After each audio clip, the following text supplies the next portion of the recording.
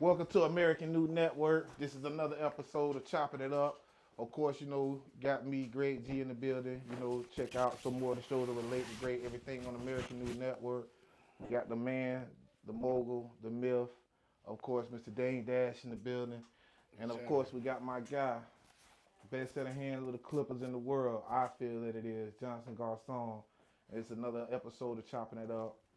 We got so much to talk about, man. Glad y'all are tuned in with us. A lot of people, please subscribe to our YouTube page.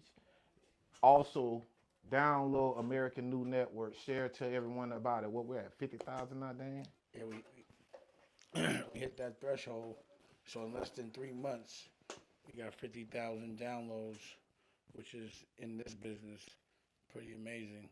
I don't even consider us really officially launched because, like right now, I got the 24-hour fast channel network playing, and I'm getting that right. And we've been broadcasting live, and I still got to launch the Prince of Detroit.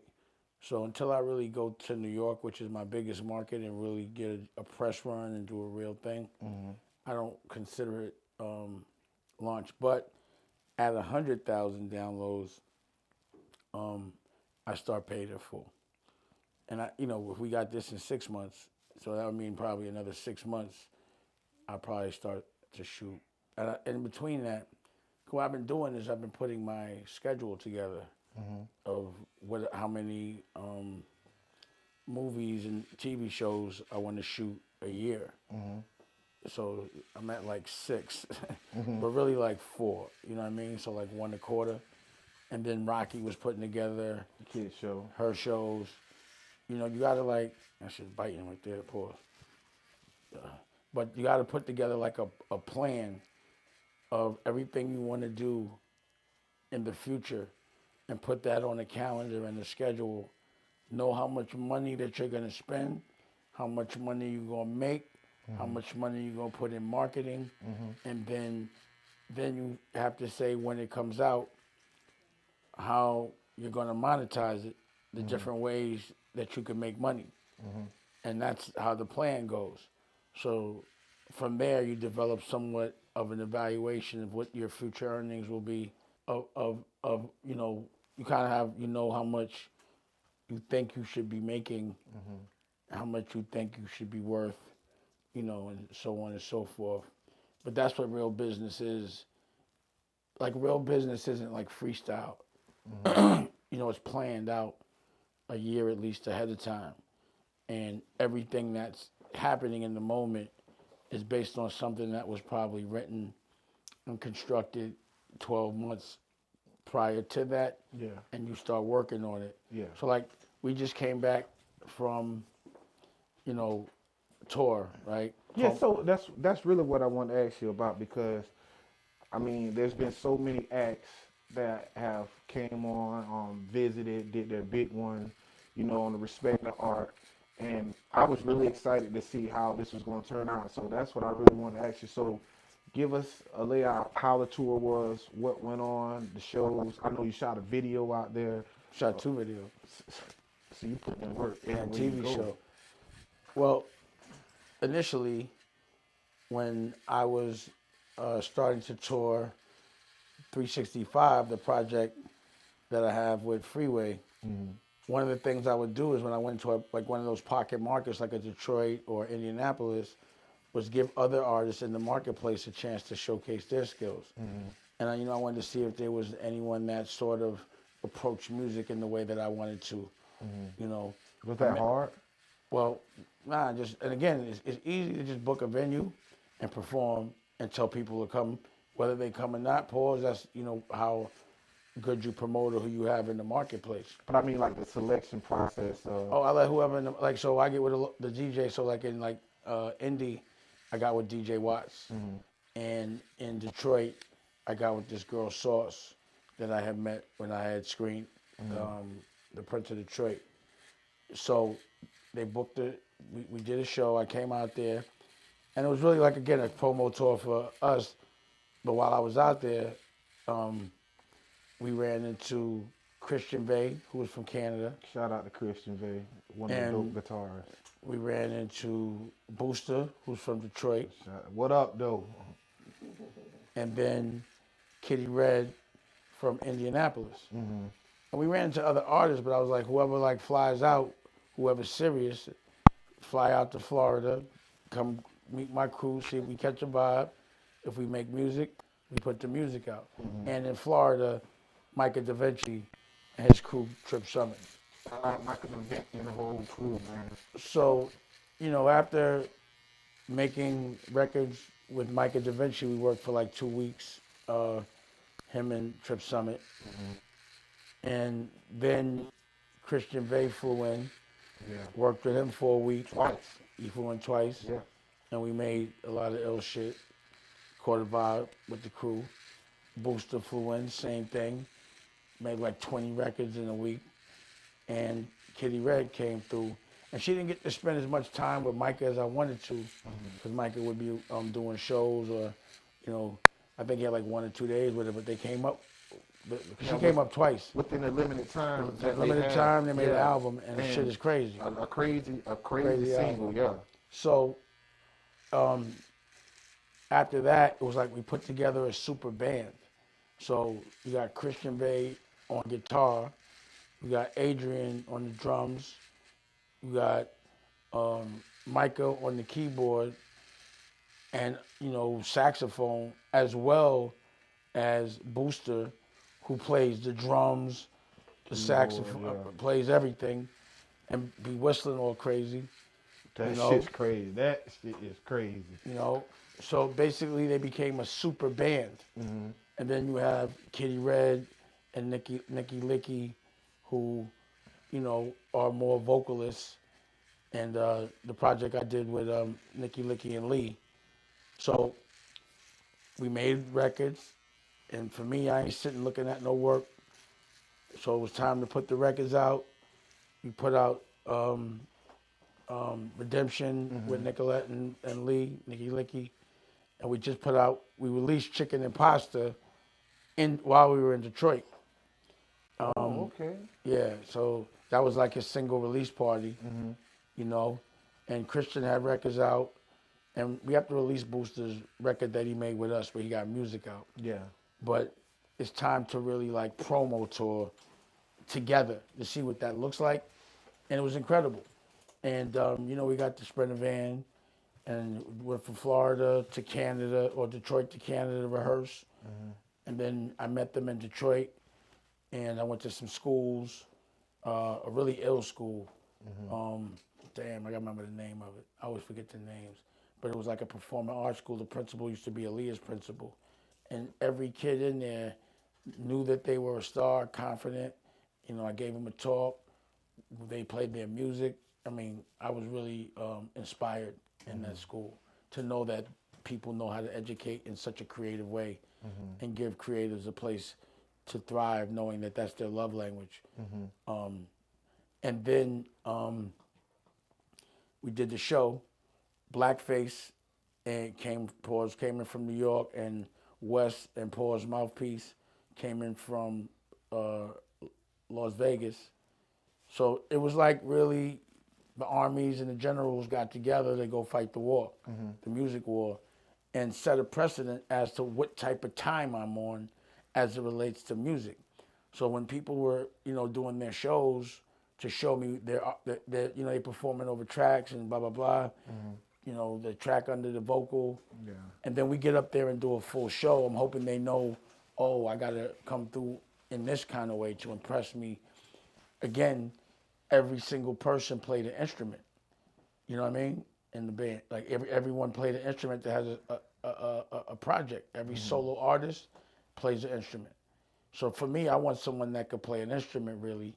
And as it relates to Nicolette, she plays instruments. I wouldn't say she's a master at any, but she's a master at helping us build our dreams, and she could really rap. Yeah, she really can. So just because she helps me with my dreams, I'm gonna make sure that hers come true, or give her the opportunity, give her a dream pack.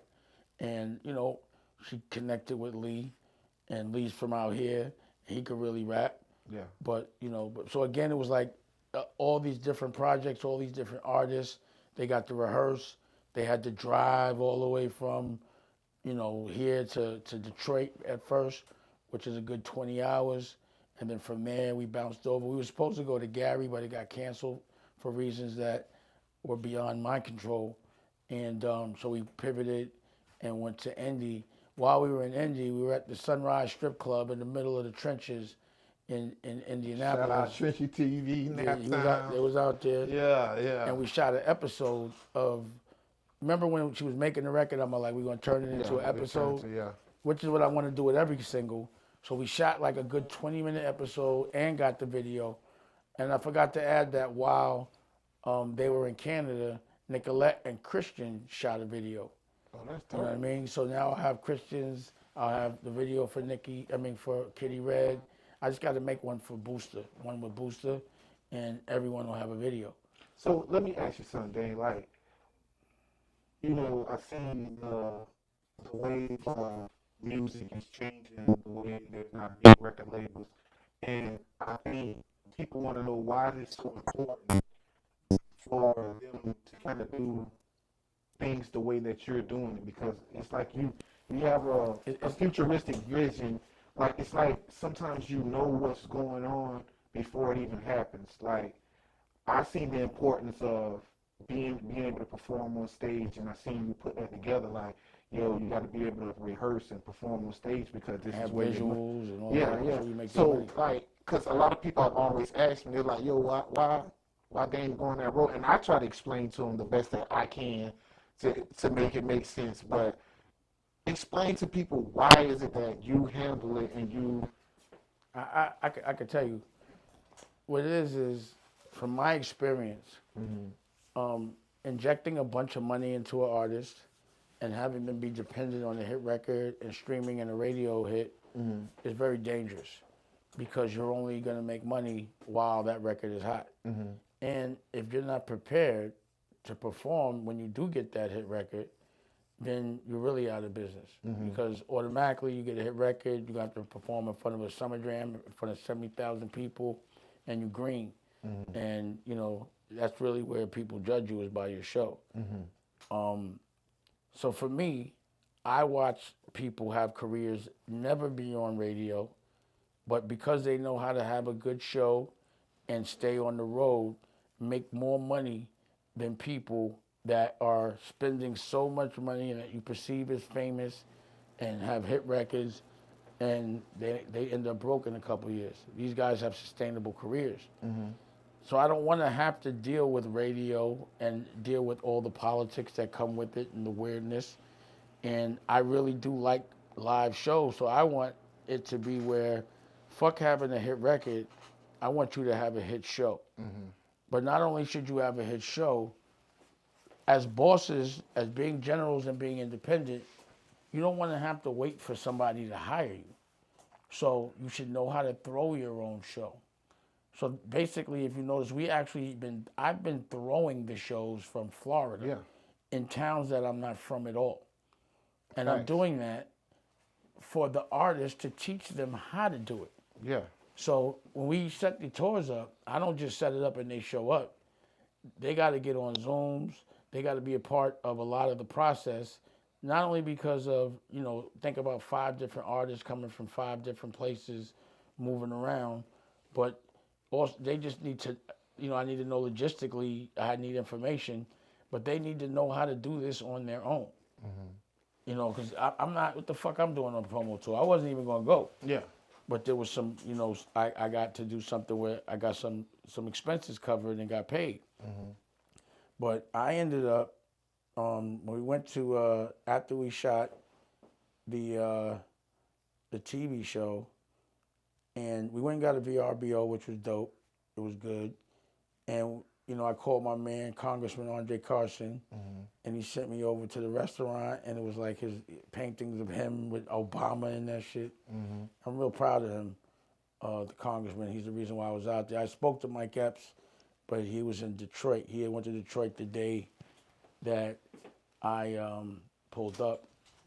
But after that, the next day, we went to a brunch. I got my hair cut out in the brunch in the restaurant, and that was, you know, cool. Ran to my man Duke, who had got pardoned for some shit that I don't think he did, and now he's doing really well. And did a podcast, and then did a show. But I was supposed to bounce over to Philly to talk at an after-school program, and we got up the next morning, got to the airport on time, and before we got to go to the airport, they was like, it got pushed, delayed, and then delayed more, and then delayed to the extent that I'd missed the gig, and I'm like, fuck it, start driving. I'll hit a state and get a plane from there. But every state, Memphis and Chattanooga all had connecting flights. It didn't make sense, and I was comfortable. So in essence, I ended up having to go back from from Indianapolis to Florida in the Sprinter van like I'm on fucking promo tour and I'm 53 fucking years old. Just bring you back to the essence. Just bring you back. God just wanted me to do that for some reason. But at the end of the day, the reason why is I wanted to have a nice boutique, strong label where it's dependent on the talent of the instruments and the artists that are playing them, and that they have the ability to play collectively or go off on their own and do shows on their own. But that's what I want for me. At this stage of my life, I want to go to good shows. And I want an artist not to have to fold or make music the way based on the algorithm. I want them to make music based on how they feel. But I also want them to show, because to me, like, if people are paying to see you and you don't make the effort to be intentional, to rehearse, to really give a good show, then why do you think you deserve to get paid? And what I try to tell the artists are, how you gonna make your money? The show. So why wouldn't you only work on your show before anything else if that's the way you make bread?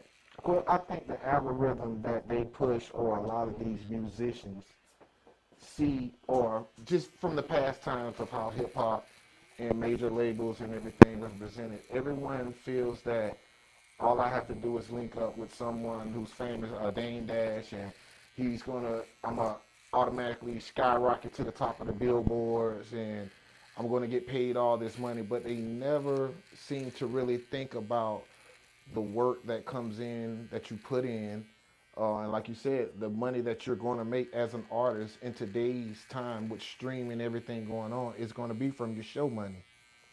Yeah, and the merch. And the and merch. That's the reason why I only affiliate myself, and we call the whole project Respect the Art. I only affiliate myself with an artist that really respects the art. So, you might have a hit record and it might be a fluke, and, if you don't have respect for the art, it's not the career or the business model that I want to be in. Like, no disrespect, but I don't really want to be in the strip club. You know what I mean? I want to be in like auditoriums, and I want to do festivals. Mm-hmm. And I really like to see and listen to live instrumentation. So, that shit is important. Well, the way that I see the way that you conduct everyday business and just the way that you put this all together, it seems that you have more care for the artist and for the music than a lot of people. And can you expect, just like, a lot of things that you have brought to the hip hop culture and to the culture of music itself, to when you start something, somebody's going to copycat it, or somebody's going to, it worked for Dane. So you think is this going to be the new blueprint everybody's going to start latching on to? I hope so. Like, I do things to be copied. Mm-hmm. Everything I do, I know there's some influence that comes with it. If I look good doing it, or it works, then everyone's going to copy it. Mm-hmm. So I always expect people to copy. But I do things that people can't copy unless they respect the art. Mm-hmm. So if you're going to copy me, then that means you're going to have the discipline to rehearse, go identify artists that play instruments, and then actually make them do it the right way, the old-fashioned way. Mm-hmm. Yeah, I would hope. But I could tell you the answers to the test, but you have to actually do it. Yeah, you have to take it. And there's a lot of things that, I give you all the cheat code, but the reason why is I want the smoke, I want the competition, I need someone to challenge what I'm doing. Yeah, because I don't think I've ever heard of someone going on tour or setting a tour up and shooting music videos and meeting with the mayor and all those Going into schools. schools. Niggas can't do that. They don't know how. But You'd have to know how to direct. Yeah. Then also I'm in the middle of the hood. yeah. I know how to direct. So I was able to prep Kitty Red's television show and video from Florida. Never walked in there, but you know, I'm coming through. Josh flew in. I had all my equipment, and it was crazy because when they got to Canada, I had packed up the van with my cameras, my lenses, all type of shit. A lot of money worth of shit, and I guess they didn't take the equipment out, and someone broke into the car. But they did not steal anything. So they broke the window, and when they told me about it, like Rocky comes and tells me, because Nicolette told Rocky, I'm like, but what about my cameras and lenses? And they not, I don't know. I'm like, what? The money, yeah. Yeah, fuck all that. Yeah, I need to know all that other I don't shit. give a fuck about nothing. So then when I was tight, because they had left my shit in there, in the street, in the car. Like the car, like, all right, it happens. But like, also a couple of them had left their wallets in there. And I'm like, yo, man, y'all rookies. Like, you don't leave your wallet in no car, ever. It's no generation, man. Rookies. But I had to celebrate the fact that they didn't steal anything. And I had to look at the message that God was putting in front of me. He was like, that was a message. That was a warning, you know.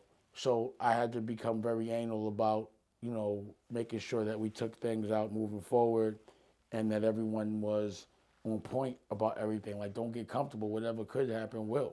Yeah. You know, so God always has, like I had everything logistically worked out.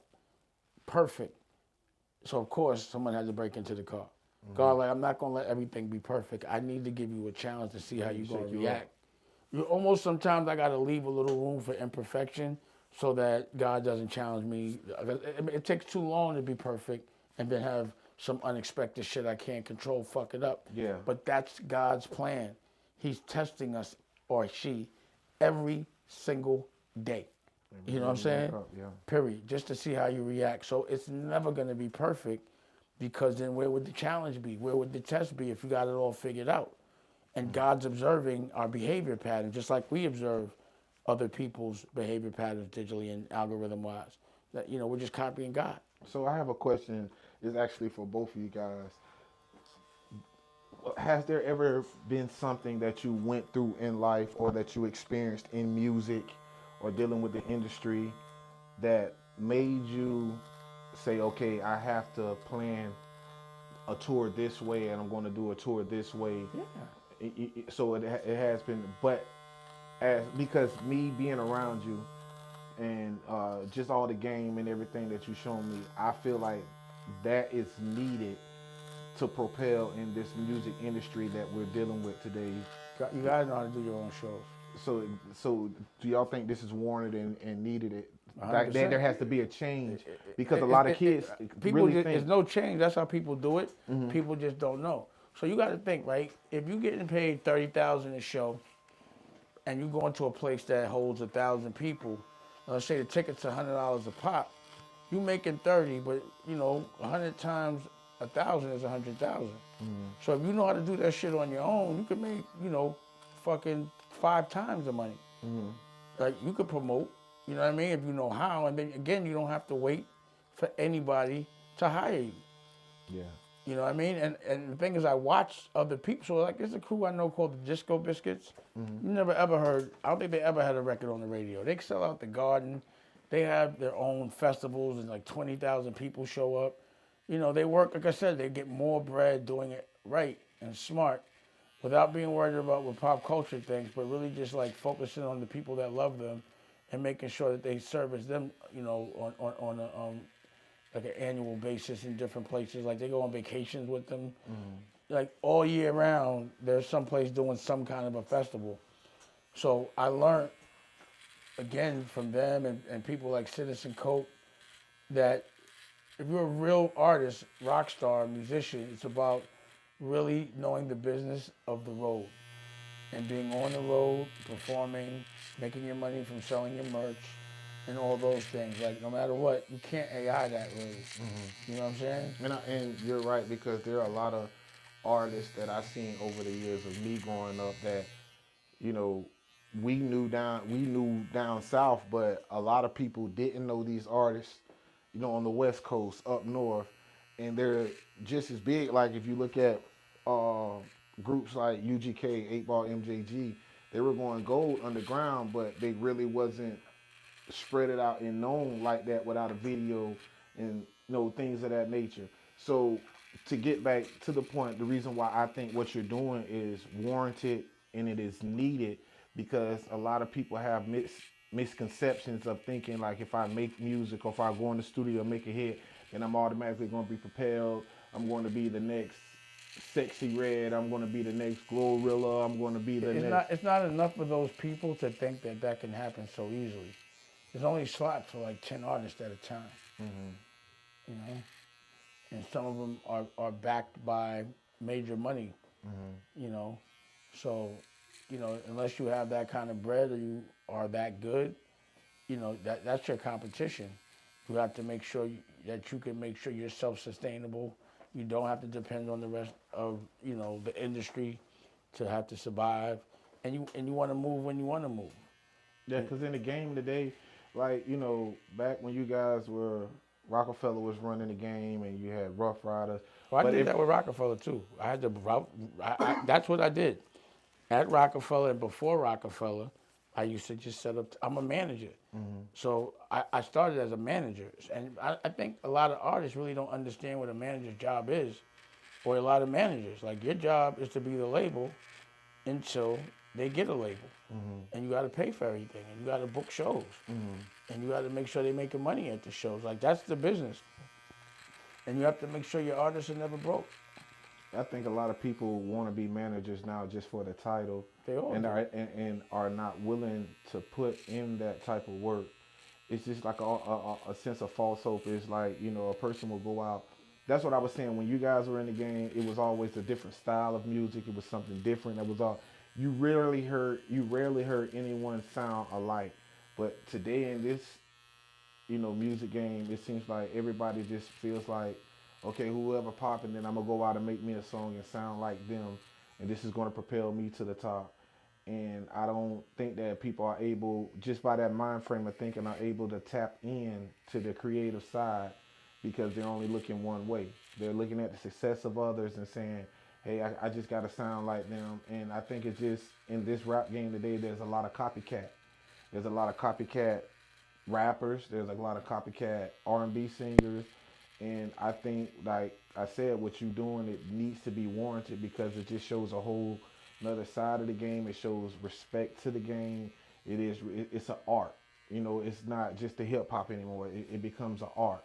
Because like Booster, when I see that dude get on stage and he went to whistling, like that shit blew my mind. He was not fucking around. You know what I'm saying? That shit just blew my mind.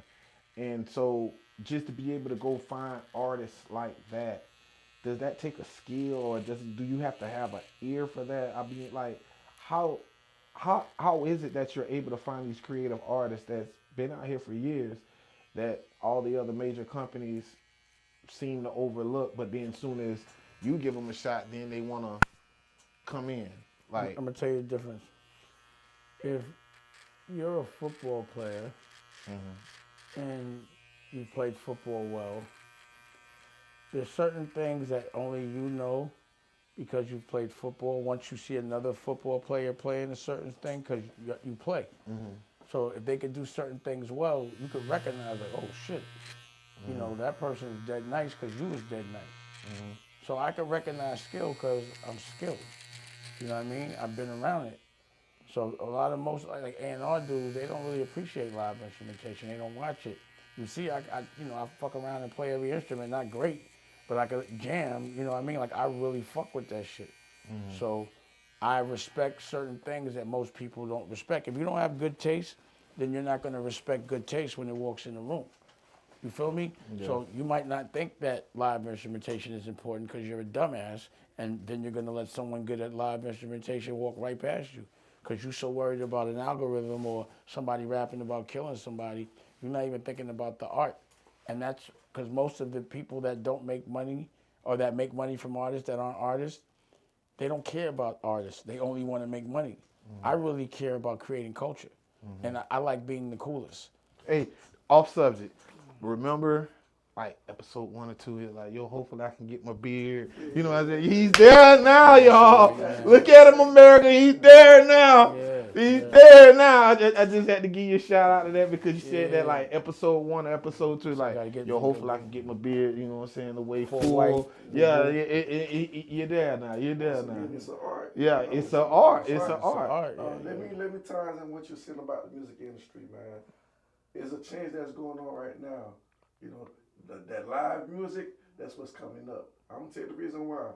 If y'all pay attention to Afro beats, what's going on over there across the water, Yeah. them people are taking over. That Killing it.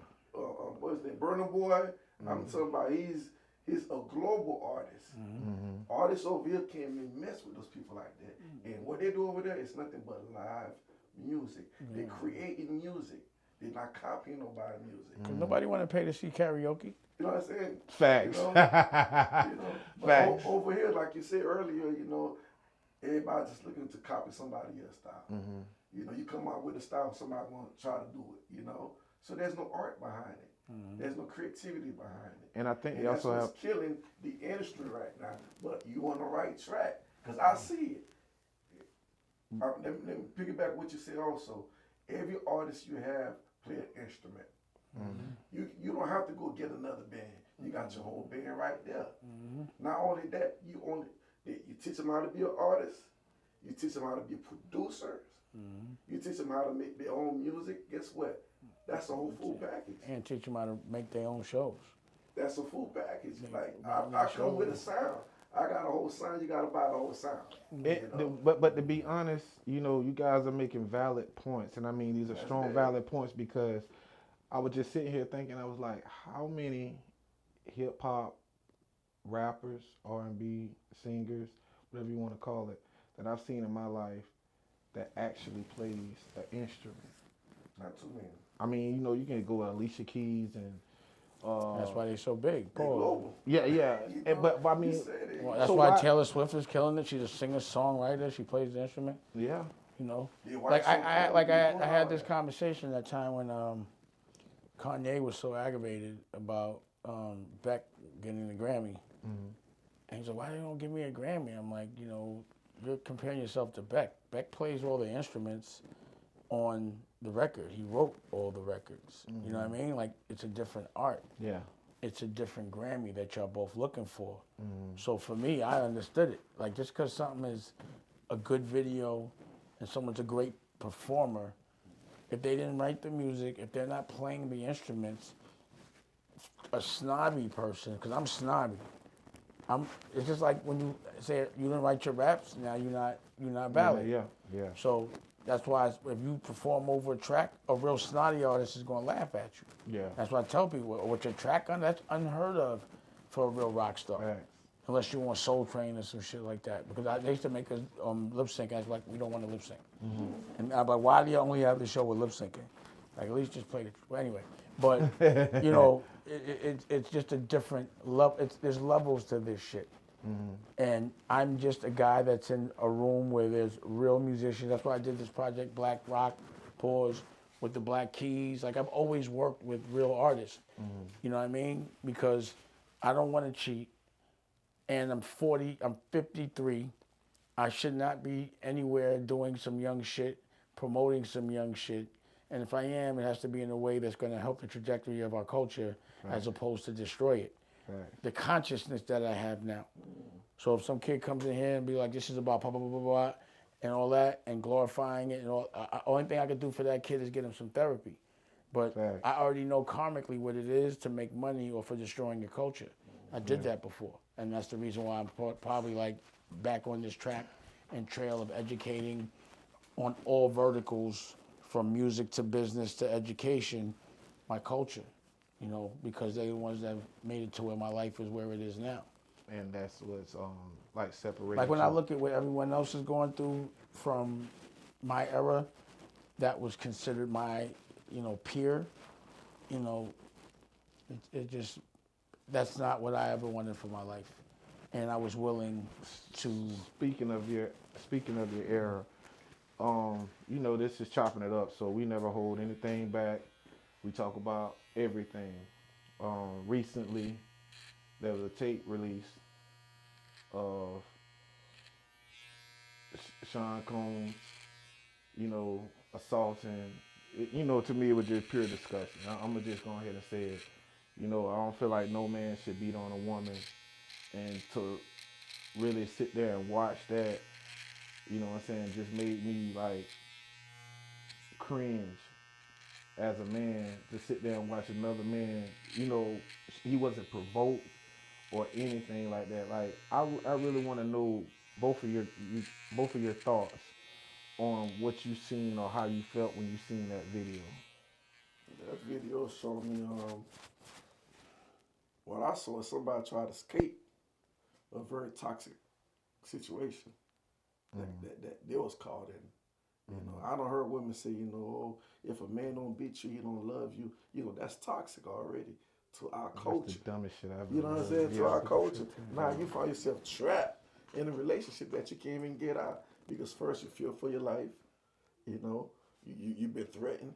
You know, and a lot of times people misunderstood what love is compared to lust. Yeah, see, but I was always taught once it gets to that level, it will never get better. It never get better. And see what happened. She realized that, you know. And to me, what I found out was funny is that fake apology that he did. Yeah, but I just when you know, I seen that that, was so fake, bro. Like how can you don't apologize when everything aired out? Yeah, but that's what I mean. Like what I seen was hate in his eyes for a woman.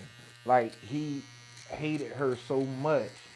Like you really have to be at a point of hate to sit there and do a woman like that and not be. It's not like you seen her trying to fight back.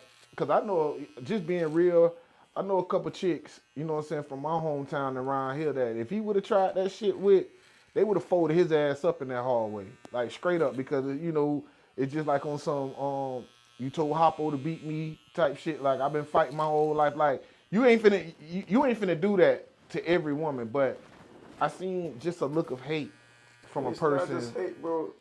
The main thing is controlling the power. Once you have power with somebody, you can get away with certain things. You know, it's like you let a child get away with one thing, they're gonna do something else. You let them get away with it, they're gonna do something else. To the point where you can't control them. So do you think I've that? heard a lot of stories about him. But I mean, like, people. But what I'm saying is, so do you feel like in his mind that he was so big that he felt like no one could touch him? Of course. What about you, Dave? Well, you know, I know Puff. So it's very disappointing to see that from someone that, again, I considered my peer. Someone that, you know, I've always, because we're the brotherhood of hip hop, showed a certain degree of respect. But, you know, you can't unsee that. And it's really a shame. And what I think when I see that, number one, I got daughters. Yeah. So, you know, if that were something I were to see happening to my daughter, you know, Puff, he's dead. You know what I'm saying? And again, I go do the time, or I try to figure out how not to have to go do the time, but I don't think I could handle watching another man or any man touching or doing any kind of violence to my daughters. Facts. And, you know, when I saw the apology, what I wondered is he has daughters. So I'm like, what if I were to ask him a question, it would be, what would you do if you saw a dude do that to your daughters? What should that person's punishment be? Because that's what yours should be. Yeah. Now, it's problematic in a big way, the apology, because just logically, he had already denied all of that stuff. So he had already said that, you know, he vehemently wasn't going to say that he ever did any of those things, and it didn't happen. And now, because it came out, he's saying sorry. But it's like now it's hard to believe anything else that he says, and it's hard not to believe anything that Cassie is accusing or alleging in the lawsuit, because, you know, I think I wouldn't have I couldn't fathom ever having that kind of aggression toward a woman. But I thought if he should have said sorry the next day before it came out, not because it came out, and then maybe it could have been looked at a little more genuine. Now, when I see a dude do that to a girl, I think that they must have got abused. And I feel that there must be some real trauma that happened in his life, because in order for that to be normal to him, to me, it means he must have seen that in his life as a young man, or it was done to him. So I'm just curious to know what has been done to him where that could be considered as normal. But it's sad when you kind of have to not. It's like I've had some really close friends, and you know they ended up snitching, and when I find out, I cry because that's the funeral of our friendship, and that would be a person that I really liked as a person and liked to hang out with, might have hustled with, whatever, and now I can't really fuck with them at all. They dead to me. So because I have daughters, because you know, to me, no man should be doing that to a woman. I saw it with my own eyes. It's not alleged. It's like that was almost the death of a respect that I had for him. And I don't see how I could ever get that respect to see him through any other lens than the disrespectful one. But, you know, this is also looking at that. It makes me know that I'm again, with me, if you're going to take me to court and say I've been abusive, it's going to be because I yelled at you. That's it. Yeah. And some people that are around me might think that's the most craziest shit is to be spoken to in a tone of voice and want to call that some degree of abuse. And I'm like, now that's abuse. You understand what I'm saying? And the fact that the people that are around me and in my environment, just because they're around me, know that not only could I never do that, I would never let that happen on my watch. Now, my issue is anyone that knew that was going on that still worked for that man is also a piece of shit. Yeah. You know what I mean? Yeah. And if you was watching that man abuse women and just because of a check you help cover it up or all that, then you deserve also what he gets or the buckshot of his karma. There's no morals. So it's like, I'm curious, all these people that were around him all this time, if they witnessed that stuff, why were they still there? And again, it's just the same thing with the R. Kelly thing. No one says shit till everybody says shit.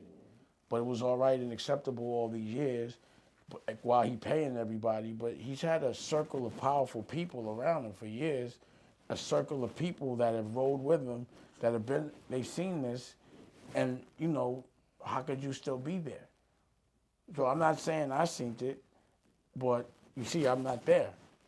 So maybe if I heard, maybe you know, you hear things, but you can't believe it. But because of the gray area, I ain't going over there. Let me play devil's I would never work for somebody that would do that. I would never be cool with somebody that would do that. And another thing, I was thinking to myself, if I was just walking down the hallway and saw that, you know, I think I would hit the nigga with a chair or something. You know what I'm saying? Just because it was so crazy in that moment. So I just, you know, I know how I feel as a man, and I also know how much it's probably triggered other women that are going through that or have been through that. And, you know, it makes me feel sorry for that Cassie had to sustain that, regardless to whether, you know, she was all right with it. I can't see her ever being all right with it, but if she stuck around or not. That's what I always teach my daughter. The reason why she has to have her own money is because even if she meets a man and he's rich, he's controlling. And if she can't leave him because she's worried about her quality of living, then she becomes a slave to him. And, you know, a man's job is to take care of you, but he should know that you could leave and pay for your own shit whenever you want. And that's why, even down to Ava and Tallulah's mother, I made a business with them. With Raquel, I make a business with them. I make it to where you can walk away anytime you want and never have to worry about money because you got your own. I know that you're with me because you love me, or you're only with me because of the money, because a couple of my baby mothers broke the fuck out as soon as they thought I didn't have nothing. But I wanted to make sure they were all right. Can I play devil's advocate for a second? If you could play the devil's advocate on that one, you'd be playing devil, but not advocate right now. No, because this is what I'm saying. over the years in hip hop, I think for the last probably 5 to 10 years, we've had these same similar type of cases that have happened. The Quavo, Saweetie, the NBA young boy, his baby mom, who else? The Bow Wow. Like we've had other videos being shown of other hip hop stars putting their hands on women. Like, did it get to the point that it was okay? Like, no, if you do this, nothing's going to happen to you? Because, like I said, I've seen on countless occasions, even with the Quavo and Saweetie situation, the NBA young boy, him grabbing his baby, throwing her down to the ground, they didn't get as badly as crucified as he is getting right now. Why is that? Like, is it certain strokes for different, for certain people, or should that all just be labeled as that as a whole? Because I know you guys have seen the same videos that I've seen. Saying a lot of these rappers, a lot of these sports guys, Ray Rice, that was a big one. You know what I'm saying? We've seen this countless and countless times over again. I'm gonna tell you though, what the change is. Well, I'm gonna tell you, billionaires, bro. That's what they're not. They're not billionaires. They're regular money. Yeah. Really, piss somebody off. The more famous you That's are, what it is. well, he shouldn't have been doing that. But the more famous you are, the bigger news it is. But also that kick. I ain't never seen nobody do no shit like that. It's like a grab up, that happens where you might have, I haven't had to, but the grab up, you get grabbed up, stop, relax, that one, that's a gray area sometimes. You're protecting yourself and you try not to, so I don't know, I didn't see all the other tapes, but that was like a flagrant kick, drag, it was like a beatdown. That was a kickball kick. Yeah. That's a behavior problem right there. That's like I say, we can get altercation, I hold you back, we'll tussle back, but if I'm basically kicking you while you're down, it's different. Because I've done this plenty of time before. But that's what I'm saying. It's a behavior problem. I've seen it's a really abusive person. I've seen other artists do this, but it's like I think it happens a lot. Yeah, it's that's what I'm saying. I think that women being abused happens often, because men are generally stronger than women physically, but weaker than women in the brain, and they'll resort to that. There's no reason to hit a woman, but again, because you're famous, and because you get caught in a public place on a camera, yeah, that algorithm's gonna move. The thing that's happening with Puff is everyone's so curious about it that it's profitable, in business. Whoever talks about it, people are gonna watch, and commercials are gonna play. And, the more famous you are, that's why it's dangerous when they're bringing you up, because you're more famous going down. Pause. There's nothing more profitable in media than seeing somebody famous on trial, like a Trump, or someone famous that everyone used to love, all of a sudden hating them, like OJ, or Harvey Weinstein. Yeah. So I'm not gonna say it's a black-white thing.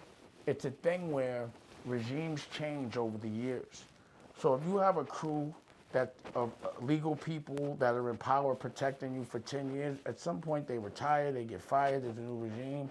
You can't do the same shit no more because there's different people watching. Yeah. So yeah, there was definitely somebody, if that situation was happening and it was able to be covered up, someone that famous for so long, there was definitely an enabler. Yeah. There's definitely been people that have been helping that person not get punished for doing certain things. Yeah. But the question is why? That's like, how could you? And again, you see how I live. I am intentionally sucker free. I go and live in a place where I ain't got to be around those suckers, where all I can do is give love, be creative, raise my child, and really sit on the lake and just chill. And keep it real. And keep it real, eat good food, and living. But a lot of people look at living as people thinking they're living better. Being famous or being known, the dopamine that comes with being outside around people is so dangerous. It's the reason why people sell drugs and drive the car right to the block they're selling drugs on. Because of that feeling they get when everyone's like, oh. The attention, yeah. That's dopamine. It's like when you get a like when you put up a post, yeah. a post. Like, look how happy we get if we get, oh, shit is spinning. That's dopamine. You feel me? Certain people have different kinds of dopamine. So, you know, you wonder why. Like, I'd be like, why wouldn't Pablo Escobar quit after he made the first $1 billion and he lived in Colombia? He just must enjoy the power and the fame that come with it. It's the power that comes. You know? The Why? money is first step, but the power is like. Because it don't be about the money. don't It see really that be about the feeling. So, again, you were talking about playing with my son and noticing that regardless of what was going on in the world, what was made it important so to him simple. was making him happy. Hot wheel cars. He made it. Listen, you know, I don't know. You were there, but Johnson wasn't there. I had a lot going on in my mind, and me and his son, that's my homie. You feel what I'm saying? Like, and I'm always been a firm believer that kids are still so pure and innocent that you can learn a lot from them. So he's watching. And so I had so much on my mind, and he was like, "Come look at my Hot Wheels. Come look at my Hot Wheels." And so I go in the room, and he gets in the tent, and he's got like 10 Hot Wheels, and he got the track connected to it.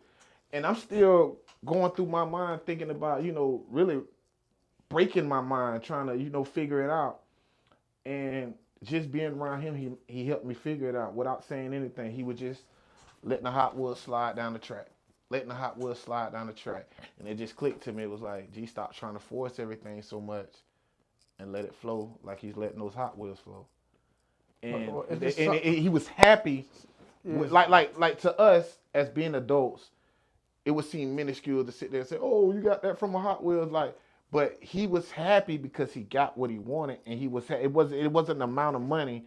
He was just enjoying what he wanted, and so that put so much in perspective in my mind. Just like enjoy everything that you just strive so hard to work for, and stop being disappointed about where you haven't gotten yet or what you haven't gotten yet.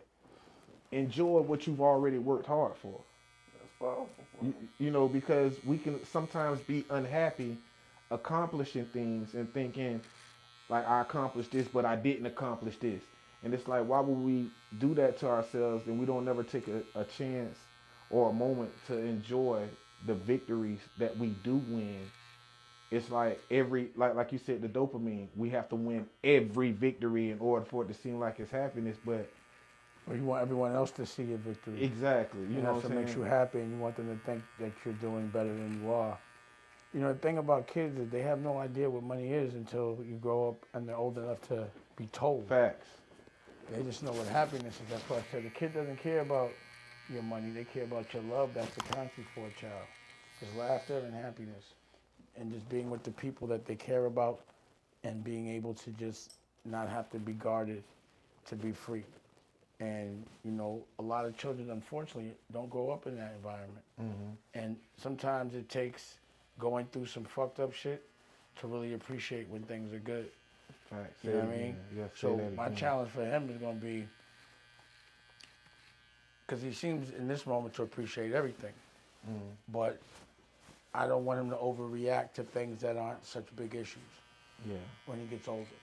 Just because he didn't have to go through something to celebrate the fact that, you know, he's not in pain. It's like when you're in pain a lot, when you're not in pain, you really appreciate not being in pain. But people that are never in pain, once something little bullshit happens, they act like somebody fucking died and got their ass whipped and it was the worst shit in the world. It's just because they never been through nothing before. You know what I'm saying? Oh, something else I wanted to ask you before we got out of here. We were talking about this a little while. You know, me and you've had conversations about that, but I really appreciated the art, and I, as a hip hop fan, appreciated Streets is Watching. The whole movie, like I said, you know, when we were growing up, we imitated the rappers and what they were talking about. And I remember that was like, before Paid in Full dropped, that was one of the movies that we watched in the trap every day. And you know, summertime, like, you know, like I said, I had a homie, he'd be like, yo, man, y'all niggas watching the musical, but that shit was dope to me, you feel what I'm saying? And a lot of my friends that didn't hear In My Lifetime Volume 1 or didn't listen to Reasonable Doubt, when they watched that made them even more fans. I'm like, yo, that shit was tight, what that nigga said, and then you're giving them a visual. Could we ever look forward to seeing another one of those or something remotely like those, because I feel like that was a pivotal time in my life. I'm doing it now. So Facts. what I just did in Indianapolis with Kitty Red, that's that. The shit that I shot for Punch You in the Face, I just had to edit it. That's what it is. Every song comes with a TV show. It all comes with a narrative. It's the evolved version of it with storytelling and no guns. Yeah. You know what I'm saying? Watch everybody gonna start biting that too. Watch. The thing is, I swear. they would have to know how. Yeah. So you could think, like, making movies is, let's bring this down just a little bit. Making movies is not easy. People think it is. It's just, I'm going right now, I'm going to go to New York, and I'm going to judge a movie festival for high school kids that I had been teaching a class to in New York. They're learning the art early. You know what I'm saying? What was the question you just asked me? Will we ever get? Oh, so I'm actually teaching these kids how to make movies early. You know, just because you want to make a movie don't mean you could. There's an art to this shit. Yeah. So just the same way I respect the art of music, I respect the art of filmmaking. And I want to teach people how to do it. So What propelled and gave you that idea? Because like I said, like it was worldwide, but it had a big effect on a lot of people's lives that I know for sure that I was around, my age group, those up under me, those a little bit older than me. That was... Well, what happened was, it's funny, because Puff was using Hype to make all his videos. Yeah. And Jay wanted to use Hype so bad because whatever Puff was doing was working at the time. So Hype gives us a treatment. And this treatment, he got Jay as a clown. His nose was a balloon and busting it. It was the banana in the tailpipe. Like, he's trying to play us. You know what I'm saying? Yeah. But Jay wanted to work with this dude so bad. So we do this record. It was Sunshine. I remember The one that song. we did with Babyface. Yeah, I remember that song. That And was that on was In My Lifetime so- Volume 1 too. Literally, in that moment, we were copying Puff. We had suits on, all that, and I didn't want to be doing that shit. I was hot.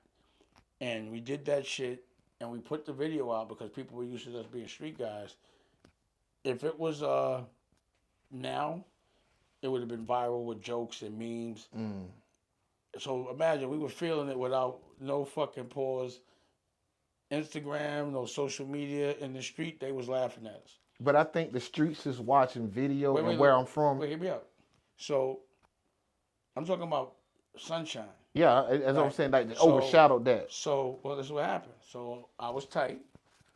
And literally what happened is, this is when Biggie had first died. And Jay was supposed to take Biggie's slot. And we put the record out, and it didn't perform very well. So at that point, of course, the culture vulture, Lior, goes, we're no longer... And this is why I never understood why they would be up under Lior, because this nigga was ready to jump ship so many times, we never looked like we were cold. And he goes, Jay's cold. He said it just like that. We're no longer investing in him. So I said, fuck you. And I went and we paid for Streets is Watching ourselves. You know what I mean? And I was like, I'm just making the B-sides. Fuck all that. Because I didn't want to do those kind of records anyway. Yeah. You know what I'm saying? I wasn't think y'all trying to dropped be doing that shit. Did y'all drop 2 videos of like those that you belong to the city is mine? We did that one too. I forgot what album that was. But at the end of the day, I'm saying That's Volume 1. we made Streets is Watching because I was so mad about that shiny suit, dumb shit that we had done. And that was my get back. And I was like, I'm going to just do the B-sides. I'm going to just have guns ringing. And we're going to recreate all the B-sides. And that's what we did. And then once we did that, then Lior, it was like, then we started rolling. And I actually produced one of the records off that soundtrack. We could bounce if you want to bounce, ball if you want to ball. Like it's I gave, all right. You yeah, heard? I gave the sample. Yeah. Yeah, I gave the sample. And you know what else is funny is Jay had wrote that record for Dre. And Dre didn't use it. So that's why I kind of got that Dre, we could bounce if you want to. Like, imagine Dre saying that. And, yeah. We made that record. I made the, I'm always that guy that makes a soundtrack for everything, merch for everything, a movie for everything. It's what I do. It's the reason why is not everybody, like, I make it look easy, but who do you know could do music well, plus play some instruments and do different kinds of music, do movies well, direct it, act, produce, paid in full, and all that, do fashion well, Rockwear, State Property, Rachel Roy, and sell books. My first time putting out a book, we sold 60,000 books the first fucking year with Raquel and Dusko Goes to Space. I'm just good at different verticals to where I could do everything at one time that nobody could do. Set up the tour, shoot the video, direct it, because most CEOs and chairmen don't know how to direct a video. They don't know how to get behind the camera. You see, I'm here to edit. So, you know what I mean? So I just do everything, but I just make it look normal, but it's not normal. And I know I'm a superhero. You know what I'm saying? No, but I mean, because you were that successful and you had a vision, you had an eye like that, do you think that they kind of looked at you as like he's too dangerous to where they, like you said, they had the conversation. I'm so dangerous that I'm so dangerous they wouldn't look at me. They're not gonna look at me. They look the other way when I walk through. No, because like you said, like he just said, they had their hand in the Sunshine Video City is Mine, but then when he took over it, it was like, oh, now we rolling. But then when they come with their idea, it's like they're trying to play them, but it's like you got to come back with your vision, like, yo, I got to do this, and it's steady rising. But it's like it was like they were aiming at you guys from the jump, but you wouldn't let them. Right? They didn't want us to win. We made them fold. They didn't give us the keys to the whip. We had to take that shit. Yeah. And that's what I'm used to doing. Facts. I'm not used to nobody giving me the block. I'm used to taking that shit. Yeah. So no one gave me the block in fashion. I took that shit. No one's gonna give me the block for fucking TV. I'm taking that shit. I don't come through, you hire me. I fire on you, get you off the block now. This is my industry. That's why I say I'm an industry disruptor. I don't come in to fit in, pause. I come in to fucking not fit in and get all these clown-ass, weird motherfuckers off the block so that we can pitch some good work instead of this phony shit. Yeah. I don't put no cut on my work. My shit's pure, though. Mwah. You know what I'm saying? And niggas gonna line up for my shit. These niggas flooding the block with all that cut. Real. I'm done with that. You know what I'm saying? So remember, lately, it's funny that this stuff is happening, but I was getting fed up, like, fuck that. I'm coming back out. Yeah. And I'm back out, but organically, sneakers, glasses, got the new lava lamps, the tortoiseshell joints came out, network at 50,000, Blue Rock touring. I'm throwing jabs, uppercuts, CEO, all that at one time. You know what I mean? Like, not one at a time, all at one time. I'm dropping it. I want the block. I'm not going to start shooting until I hit something. Pause. Period. And I keep a full clip on me. I make the bullets. They don't want it. And I'm clicking up with other generals that got armies that are just as talented, that respect the art. And then, you know what happens if the 99% click up against the 1? It's a wrap. You only need 10% to click up against the 1. Right. 5%. You know what I mean? So that's what I'm doing. You call them out, though. You call them out. They didn't come outside. Oh, yeah. That's all. But that's what real niggas do. Feel what I'm saying? You call it out. You don't sit there. You don't throw rocks and hide your hands. You feel what I'm saying? Go get it done. You know what? Again, last time you saw me, I'm coming back from someplace. You know what I mean? Like, every time we talk, I'm like, yo, I was in the field. Mm-hmm. I'm about to get back in the field. I'm going to New York tomorrow. And then I'll come back for a few weeks or a week, back in the field. You know what I'm saying? Period. And it's going to be the field of education, love, helping, and also teaching. You know what I'm saying? Period. And entertaining at the same time. And looking cool. So, yeah, y'all. Thank you. Appreciate it. This is another episode of Chopping It Up, man. Like I said, we firing shots until we hit something. This is American New Network. Download, share. Don't forget to go to our YouTube page, subscribe. Man, this is the mogul, the best barber in the world, of course, man. Relate to great. This is another episode of Chopping It Up. Y'all know where to find it, American New Network. We out. Roll up!